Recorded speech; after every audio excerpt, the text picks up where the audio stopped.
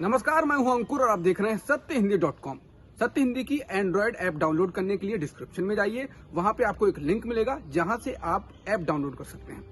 अब एक नजर डाल लेते हैं अब तक की खबरों पर। भारत में कुछ दिनों में ही कोरोना वैक्सीन के इस्तेमाल की मंजूरी मिल सकती है। ये इसलिए कि वैक्सीन की मंजूरी के रास्ते अब साफ नजर आने लगे हैं। इसी महीने आपात इस्तेमाल की मंजूरी के लिए जिन 3 वैक्सीन के लिए और आंकड़े मांगे गए थे, उनमें से एक वैक्सीन को मंजूरी मिलने की संभावनाएं तब बढ़ गई जब ब्रिटेन में ऑक्सफोर्ड यूनिवर्सिटी और एस्ट्राजेनेका की वैक्सीन को मंजूरी मिल गई।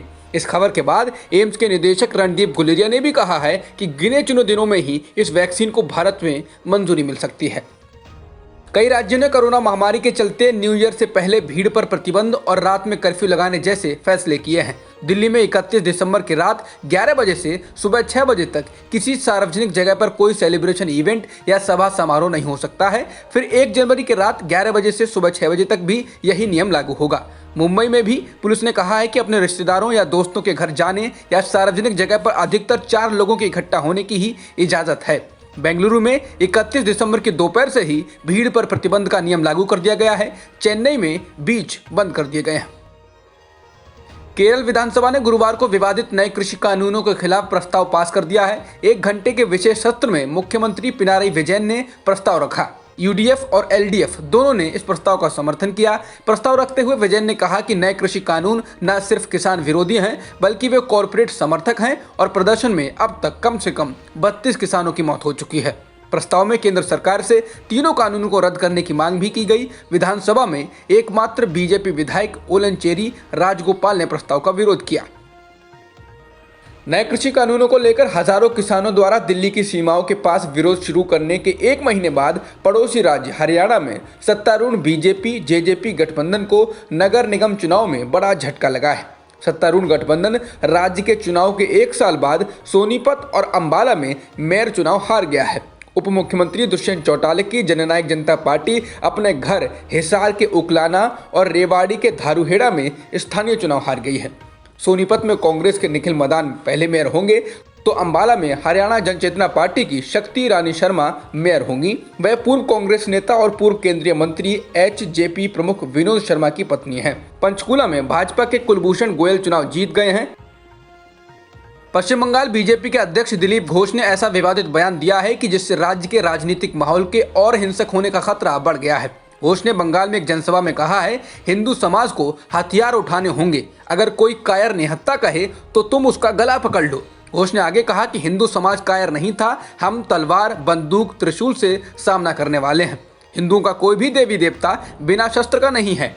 घोष इससे पहले टीएमसी के कार्यकर्ताओं को ये कहकर भी धमका चुके हैं कि उनके हाथ पैर तोड़ दिए जाएंगे, पसलियां तोड़ दी जाएंगी और सिर फोड़ दिया जाएगा। हो सकता है कि आपको अस्पताल जाना पड़ जाए। यदि आपने ज्यादा कुछ किया तो आपको शमशान भी जाना पड़ सकता है।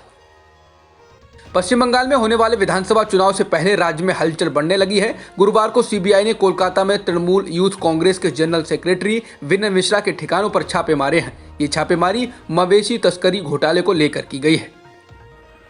जम्मू कश्मीर के श्रीनगर में बाहरी इलाके में बुधवार को पुलिस ने एक एनकाउंटर किया, जिसमें पुलिस के मुताबिक 3 आतंकवादी मारे गए हैं। हालांकि घटना के कुछ घंटों बाद ही इनके परिवार वालों ने इसे नकली एनकाउंटर बताया है और कहा है कि पुलिस ने निर्दोष लोगों को मारकर उन्हें आतंकवादी बता दिया है। मारे जाने वालों में से एक पुलिस अफसर का बेटा है और 11वीं में पढ़ने वाले छात्र के होने का दावा किया गया है। ये एनकाउंटर पुलिस और आर्मी ने साथ में किया है। श्रीनगर में यह एनकाउंटर तब हुआ है जब अभी 4 दिन पहले ही आर्मी के कैप्टन और 2 अन्य लोगों पर जुलाई में शोपियां में 3 निर्दोष लोगों को मारकर उन्हें पाकिस्तानी आतंकी बताने के आरोप में चार्जशीट फाइल की गई है। आरजेडी नेता श्याम रजक ने जेडीयू विधायकों को लेकर बड़ा दावा किया है। उन्होंने कहा कि जेडीयू के 17 विधायक आरजेडी के संपर्क में हैं। हालांकि उनके इस दावे पर बिहार के सीएम नीतीश कुमार ने टिप्पणी की है। उन्होंने कहा कि कोई भी इस प्रकार का दावा बिल्कुल बेबुनियाद है, उसमें कोई भी दम नहीं है और ऐसी कोई बात है ही नहीं। इसके अलावा जेडीयू प्रवक्ता राजीव रंजन के मुताबिक बिहार की राजनीति में श्याम रजक अपनी जगह खो चुके हैं। इसी वजह से वो मीडिया में ऐसी बयानबाजी कर सुर्खियां बटोरना चाहते हैं। भारत में बीते 24 घंटों में कोरोना वायरस संक्रमण के 21,821 नए मामले दर्ज किए गए हैं। भारत में अब कुल संक्रमण के मामलों की संख्या 1 करोड़ 2 लाख से अधिक हो चुकी है। इसके अलावा एक दिन में भारत में 299 लोगों की मौत हुई है, जिससे इस बीमारी के कारण देश में मौत का आंकड़ा 1,48,738 हो चुका है। हालांकि पिछले एक दिन में 26,139 लोग ठीक भी हुए हैं, वहीं एक्टिव मामले 2,57,000 से अधिक हैं। नेपाल में जारी सियासी संकट के बीच प्रधानमंत्री केपी शर्मा ओली ने कहा है कि वो विरोधी गुट के नेता पुष्प कमल दहल प्रचंड के साथ समझौते कर थक चुके हैं। ओली ने विरोधी गुट के नेताओं की निंदा करते हुए कहा कि वो उन्हें पार्टी और सरकार चलाने में सहयोग नहीं करते। बता दें, नेपाल में राजनीतिक संकट तब गहरा गया जब ओली ने 20 दिसंबर को लोकसभा भंग करने का फैसला किया। उनके सुझाव पर राष्ट्रपति विद्या देवी भंडारी ने उसी दिन लोकसभा भंग कर नए चुनाव का ऐलान कर दिया। चीन के जुंग सानशान भारत के मुकेश अंबानी को पीछे छोड़ते हुए एशिया के सबसे धनी व्यक्ति बन गए हैं। ब्लूमबर्ग बिलियनियर्स इंडेक्स के मुताबिक वर्ष 2020 में शानसन की संपत्ति में 7 अरब डॉलर की बढ़ोतरी हुई है।